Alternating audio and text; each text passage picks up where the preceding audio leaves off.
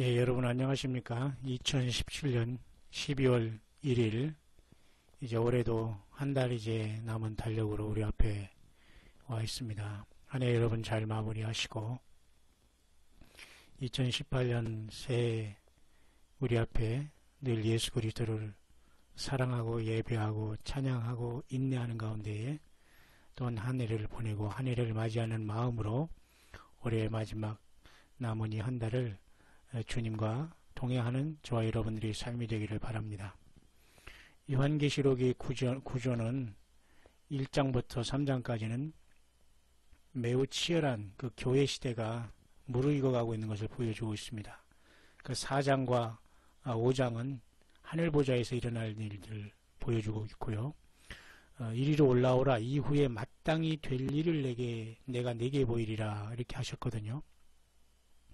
그렇기 때문에 사실 이것은 지금 현재 일어나고 있는 일이 아닐 가능성이 많아요. 다시 말해서 하나님의 보좌는 하늘에 계시지만 여기 24장로가 둘러섰고 이와 같이 교회들이 영광의 찬양을 주 앞에 드리면서 첫째 인을 떼시는 계시록 6장과 연결이 돼야 되기 때문에 이 계시록 4장의 하늘보좌, 4, 5장에 펼쳐진 하늘보좌의 24장로로 대표되는 교회의 모습이 면류관을 받고 그 보좌에 앉아서 하나님께 영광을 돌리면서 우리 예수 그리스도의 7인을 떼시는 것을 우리가 영광을 돌리면서 동참하는 이런 엄청난 시간이 오기까지는 계시록 4, 5장은 하늘보좌가 지금도 있지만은 이러한 새 노래를 부르면서 승리의 영광을 부를 시간은 계시록 2, 3장의 교회가 이 하늘보좌로 옮긴 상황에서 일어날 수 있는, 주님을 만난 다음에 일어날 일들로 보여집니다.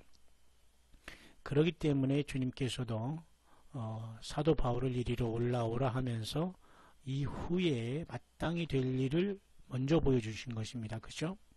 그런데도 요한계시록 1장에서는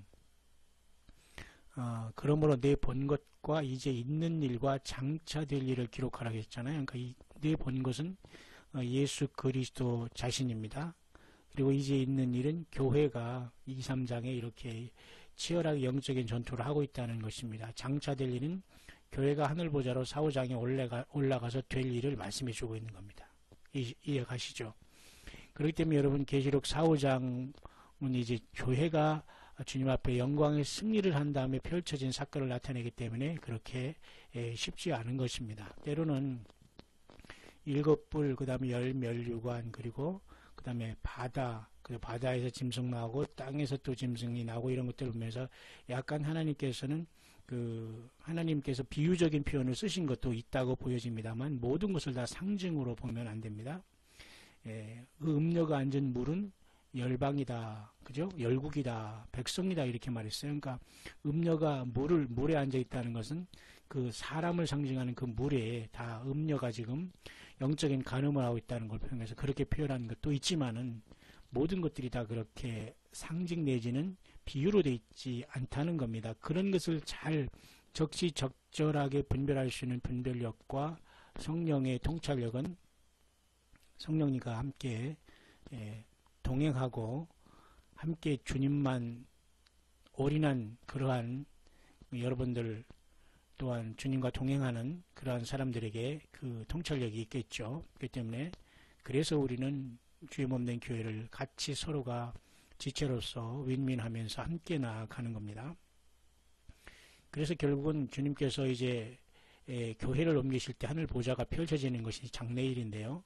6장에 어린 양이 7인 중에 하나를 떼시는데 이때 우리 교회가 이 땅에 있으면 불행한 겁니다. 그러니까 거의 2, 3장, 4, 5장은 다 사실 교회로서 교회가 2, 3장은 땅에서 승리하는 것, 4, 5장은 승리해서 하늘로 올라간 것을 나타내기 때문에 사실 교회는 5장까지 다 완성이 되어 있다고 보아야 됩니다. 6장은 주님과 더불어 주님을 바라보면서 우리는 영광의 승리를 누리면서 주님의 그 심판이 옳다고 우리는 찬양하게 될 것인데요. 새 노래를 부르고 어린 양 대신 예수님께서 하늘보좌에서 하나님 보좌에 하나님 오른손에 있는 7인 중에 하나를 떼시는데 이 주님이 다시 흰말을 타고 땅을 띈다는 이런 해석은 이게 맞지가 않는 것이죠. 그러니까 흰말은 이 주님이 이곳에 인을 떼시는데 또 흰말을 타고 땅에 뛴다? 이런 것은 조금 문제가 있는 그러한 관점입니다. 그러니까 어쨌든 흰말은 7년 대환란에 야곱의 환란에 불법의 비밀이 이제 완전히 마지막에 등장하기 위해서 최종 자기들이 사악한 어둠의 세력들도 멸류관을 맞고 나가서 이기고 또 이기려고 하면서 마지막 아마겟돈을 향해서 뛰라고 하나님 예수님이 아버지의 오른손에 있는 일곱 인봉한 책을 띄시면서 이것이 심판이 시작됐다 그것입니다. 왜 이미 교회는 이미 하나님께서 보리의 첫 추수를 통해서 영광의 멸류관으로 이기는 자들로 이미 올라갔습니다. 환란 가운데 구원이 있는 게 아니에요. 굳이 환란 가운데 들어가셔서 구원을 받으시겠다는 분들은 이제 그렇게 하셔도 됩니다. 그래서 이제 그 와중에 주님께서는 이제 7장을 통해서 그 이스라엘 백성들 각 지파에 12,000씩 이들이 14만 4천으로 환란에 사역할 것을 보여주신 거고요. 드디어 8장에서부터 이제 그 나팔 7인이 떼어짐과 동시에 7 나팔이 시작되지 않습니까? 그래서 9장까지 둘째 나팔이 띄어진 것을 보시면 이것이 말로 굉장히 심각한 거거든요. 그러니까 이 정도로 되어 있다면 거의 그 첫째 인을 떼시면서 야곱의 환란이 치열하게 이제 시작되고 이스라엘 백성들이 전 3년 반 속으면서 후 3년 반 이제 환란 성전에서 적그리스도가 등장하기 직전까지 무르익었기 때문에 나팔이 이제 부러지면서 이제 나팔 4재앙을 통해서 거의 이제 후 3년 반 직전까지가 세팅이 됐다고 봅니다. 그래서 하나님께서는 요한계시록 10장을 통해서 이 작은 책을 통해서 다니엘 9장에 있는 그리고 12장에 있는 그 다니엘에게 보여준 천사 가브리엘이 마지막 70일에 대한 그 마지막 후 3년 반의 42달의 비밀이 지체하지 아니하리니 더 이상 시간이 없으리니라는 말로 이렇게 그 남은 마지막 심판의 짐승의 그런 보좌에 하나님의 심판을 쏟고 재림하겠다는 뜻을 나타낸 겁니다. 그래서 이 와중에 요한계시록 10장을 통해서 주님께서는 작은 책을 통해서 다니엘에게 주신 하나님의 계시가 그대로 이렇게 이루어질 것을 여기서 연결된다는 걸 보여주고 있습니다. 그래서 두 증인이 그 후 3년 만에 등장해서 마지막 짐승표를 받지 않도록 하면서 여기서 많은 또한 목배임을 당한 사람들이 발생하는데요. 666 이 속에 들어가서 두 증인의 그 전도를 듣고 나름대로 그 짐승과 우상에 경배하지 않고 표받지 않고 죽은 자들은 계시록 20장에 보니까 살아서 천년왕국의 왕로로 타게 된다는 약속을 받게 되는 거죠. 그래서 12장에서는 이렇게 교회가 하늘 보좌로 올라가고 예수님은 먼저 부활 승천하셔서 보좌에 계시면서 이제 이 교회를 탄생하게 한 이스라엘이 후 3년 반 동안에 이렇게 그 유대 광야에서 광야에 유대에 있는 사람은 산으로 도망가라니 그 말씀대로 1260일 동안 보호를 받는 겁니다. 그러니까 저와 여러분들은 여기 있는 것이 아니지만 이 모든 것을 클리어하고 명백히 알 때에 우리는 분명한 승리의 반열에서 큰 새 노래를 부르면서 영광의 보좌에 주님과 더불어 주님의 그 보좌에 아니 주님의 그 영광의 보좌에 우리는 정말 부름받게 될 겁니다. 주님의 자리에 앉지 못하지만 우리는 주님을 높이게 될 것이죠. 그래서 계시록 13장의 후 3년 반의 짐승 정권이 다니엘 7장처럼 넷째 짐승으로 여기 등장하는 겁니다. 그러니까 로마가 넷째 짐승이지만 이 넷째 짐승은 마지막에는 이 첫째, 둘째, 셋째, 넷째 짐승인 다니엘 7장의 각 족속들의 그 짐승들이 가장 포악한 모습을 다 닮아서 이제 계시록 13장에 마지막 그 짐승 정권이 들어오고 용이 땅에 내려옴으로써 적그리스도가 등장하는 겁니다. 그래서 짐승이 모습은 짐승의 그 모습으로 표현되는데 표범과 비슷하지요. 근데 발은 표범의 발이 아니라 곰발 바닥이에요. 곰은 곰발입니다.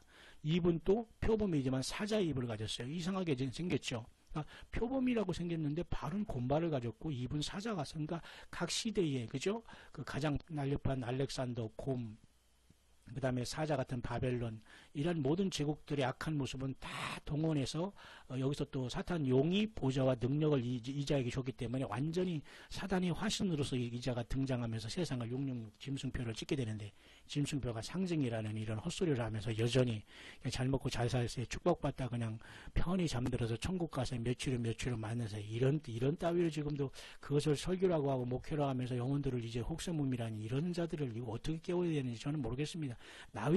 나이와 지위 고하를 막론하고 이런 자들은 다 사꾼에다가 정말 이거 예수님의 그 종이 아니에요. 얼마나 이런 여러분 이 처참하고 치열한 이곳에서 한 영혼을 살려내려고 하는 것도 바쁜데 말이죠.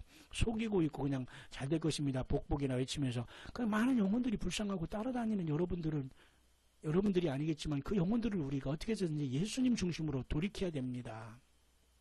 그래서 십자장에 든 그 14원 사천이 먼저 첫 열매로 이제 이것은 그 보리추수가 아니라 밀추수로서 밀은 그 환란 가운데 그 막 빻고 막 이렇게 해가지고 그 타적을 하는 거 아닙니까? 그 환란이 들어가서 첫 열매가 된 이스라엘 백성들이 14만 4천이 서 있고 우리도 역시 여기에 서 있는 것입니다. 제 이름을 같이 주님과 더불어 흰옷 입고 나와야 되니까. 그래서 16장에는 드디어 이제 일곱 개의 대접이 쏟아지지 않습니까? 그러니까 엄밀히 말해서 11장이 두 증인이 죽으면서 이렇게 이리로 올라오라면서 하늘로 올라갈 때 사실 끝난 겁니다. 왜냐하면 이때는 거의 후 3년 반 거의 끝나기 직전에 두 증인이 마지막이라는 순교를 할 것으로 보고 있거든요. 마지막 이 땅에 남은 두 증인이. 그래서 스가랴 사장이 그 기름 발리온 자 둘입니다. 엘리야가 모세일지 에녹과 모세일지 모세와 엘리야일지 아무도 모릅니다만 어쨌든 이 사건이 여기 일어난 다음에 두자화가 끝나고 셋째화만 기다리는 상황 속에서 이제 12장, 13장, 14장, 15장을 보충해주면서 16장에 드디어 떨어지고 일곱 개의 대접이 부러지면서 그 안에서 음녀 17장, 세상 18장 큰 바벨론이 망하는 것을 보여주고 있는 거예요. 그죠?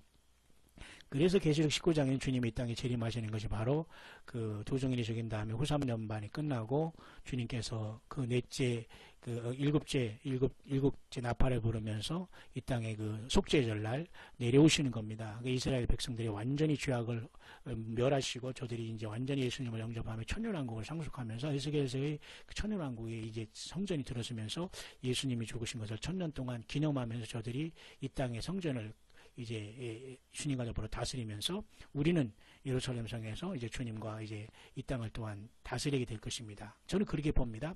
그런데 이제 20장에 이제 천년왕국이 이제 지나가면서 용이 잡히고 용이 잡히고 천년왕국이 또 급속도로 지나가잖아요. 그러니까 바로 21장에 이렇게 새하늘과 새 땅이 나와 보니까 천년왕국이 있네 없네 하지만 반드시 여러분 천년왕국은 있습니다. 그러나 우리가 부활해서 주님을 만나는 이런 전혀 새로운 세상이 열렸기 때문에 이 천년이라는 것은 별로 그 시간적으로는 큰 의미는 없어요. 그러나 하나님의 구원의 섭리 속에서 지구가 6천년 동안 고난을 받았기 때문에 천년 동안 이 지구를 하나님께서 크게 천년이라는 평화의 나라로 예수 그리스도 메시아의 나라로 안식과 평안을 주시고 통치하시는 겁니다.